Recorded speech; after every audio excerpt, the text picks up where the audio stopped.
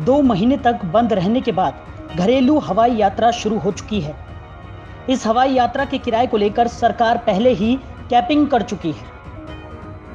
सरकार ने हवाई यात्रा के किराए पर नियंत्रण के लिए इसे यात्रा के समय यानी ट्रैवल टाइम के आधार पर 7 वर्गों में बांटा है। नागर विमानन मंत्री हरदीप सिंह पुरी ने बताया कि यात्रा के समय के आधार पर किराए को 7 भागों में बांटा गया है।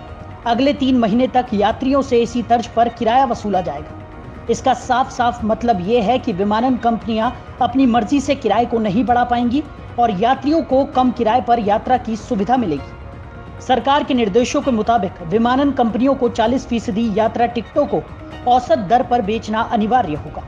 ये किराया करीब 6,700 रुपए होगा।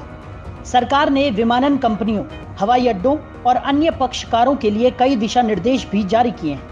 देश में 25 मार्च से जारी लॉकडाउन के चौथे चरण के आखिरी हफ्ते घरेलू हवाई सेवा को ऐसे समय में बहाल किया गया है जब पिछले 4 दिन से लगातार देश में कोविड-19 के 6,000 से ज्यादा नए मामले सामने आए हैं। रविवार को देश में 6,767 लोगों के कोरोना वायरस से संक्रमित होने की पुष्टि हुई है।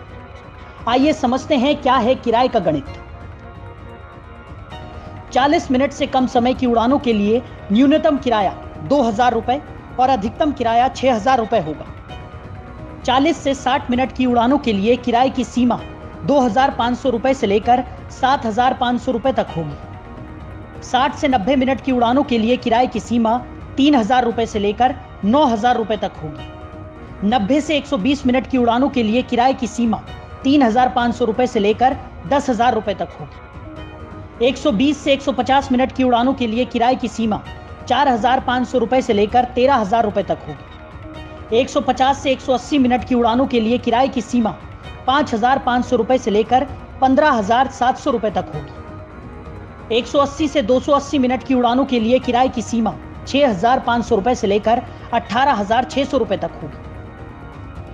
हालांकि सरकार के इस आदेश के बावजूद लोगों ने भारी मात्रा में टिकटें बुक कराई हैं। इस दौरान कई उड़ानों के लिए बुकिंग की गई, लेकिन संशोधित कार्यक्रम आने के बाद कई उड़ानें रद्द हो गई हैं, जिससे सैकड़ों यात्रियों को निराशा हाथ लगी है।